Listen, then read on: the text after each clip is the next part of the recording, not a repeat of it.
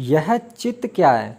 तो सुनो, अंतःकरण की 4 वृत्तियां हैं, उनमें से एक चित्त है। और जो अंतःकरण की 4 वृत्तियां हैं वह है, पहला है मन, दूसरा है बुद्धि, तीसरा है चित्त और चौथा है अहंकार। और यही चारों वृत्तियां जो हैं वो अनुसंधात्मक कही गई हैं, चित्त कहलाती हैं। महर्षि पतंजलि के अनुसार मन, बुद्धि और अहंकार तीनों से मिलकर चित्त बनता है। और योग दर्शन के अनुसार चित्त की 5 वृत्तियां होती हैं, प्रमाण, विपर्य, विकल्प, निद्रा और स्मृति। और चित्त की जो है वो 5 प्रकार की भूमियां मानी गई हैं, क्षिप्त, मूढ़, विक्षिप्त, निरुद्ध एवं एकाग्र। योग के लिए निरुद्ध एवं एकाग्रचित्त होना चाहिए। चित्त वृत्तियों के निरोध को योग कहते हैं। और मैत्रेय उपनिषद में चित्त की महत्ता जो है वो वर्णित है। उसमें बताया गया है कि चित्त ही संसार है, इसलिए उसे जो है प्रयत्न पूर्वक शुद्ध करना अवश्य ही चाहिए। जिसका चित्त जो है शुद्ध होता है वह वैसा ही बन जाता है। यह सनातन रहस्य है। चित्त के शांत होने पर शुभाशुभ कर्म जो है वो नष्ट हो जाते हैं। और चित्त जो है जितना इंद्रियों के विषयों में आसक्त होता है, उतना यदि परमेश्वर में हो जाए तो बंधन से कौन मुक्त ना हो जाए। क्योंकि हर मनुष्य को देखो, हर मनुष्य जो है वो विषयों में फंसा हुआ है, उसकी भोग की लालसा करता है। हर मनुष्य चाहता है मुझे रसगुल्ला खाना है, कोई मनुष्य चाहता है मुझे गाड़ी मिल जाए, कोई मनुष्य चाहता है मुझे धन मिल जाए, स्त्री मिल जाए, ज़मीन मिल जाए, यानी कि विषयों में फंसे हुए हैं। कोई चाहता है फ़ोन मिल जाए, कोई चाहता है फ्रिज आ जाए उसके घर में, कोई चाहता है भैया बेड आ जाए उसके घर में, कोई मोटरसाइकिल चाहिए, किसी को साइकिल चाहिए।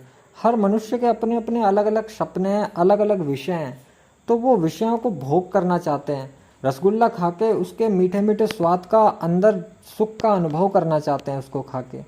तो हर कोई विषयों में फंसा हुआ है। तो मनुष्य का जो चित्त है वो विषयों में फंसा हुआ है। अगर मनुष्य अपने चित्त को विषयों में ना फंसा करके और परमेश्वर में लगा दे, परमेश्वर का प्रतिदिन, हर समय, प्रति क्षण अगर वो निरंतर उसी के बारे में सोचे, उसी की उपासना करे, तो फिर कैसा बंधन रह जाएगा? कोई भी बंधन में नहीं होगा। सब बंधन से मुक्त हो जाएंगे, सब ही के सब मोक्ष को पाएंगे। क्योंकि जब चित्त की जो वृत्तियां हैं वो नष्ट हो जाती हैं तो चित्त जो है वो अपनी उत्पत्ति के स्थान पर जो है स्थापित हो जाता है और अपने आप ही वो शांत हो जाता है। जैसे अभी जो है मनुष्यों का चित्त जो है अशांत पड़ा हुआ है, वो चैन से बैठ ही नहीं सकते। अगर कोई मनुष्य बैठा है तो वो कुछ ना कुछ सोच रहा होगा, किसी ना किसी चीज़ की चिंता कर रहा होगा, या कुछ ना कुछ तो सोच ही रहा होगा। बिगर सोचे खाली कोई नहीं बैठ सकता। मगर ऐसी बात नहीं है, ऐसे मनुष्य भी हैं जो अपने चित्त को शांत करके रखते हैं। तो जब मनुष्य की चित्त की जो वृत्तियां हैं वो नष्ट हो जाती हैं, ख़त्म कर देता है मनुष्य, तो वो चित्त जो है वो अपनी उत्पत्ति के स्थान पर विराजमान हो जाता है और अपने आप ही वो शांत हो जाता है। जैसे अभी मनुष्यों के मन के अंदर, चित्त के अंदर अशांति फैली हुई है, तो वो अपने आप ही शांत हो जाता है चित्त। फिर अशांति खत्म हो जाती है, शांति स्थापित हो जाती है। तो देखो, बुद्धि जो है वो तो विषय ग्रहण करने से, और चित्त चेतना से, और अहंता अहंकार से अद्भुत विशिष्ट हैं।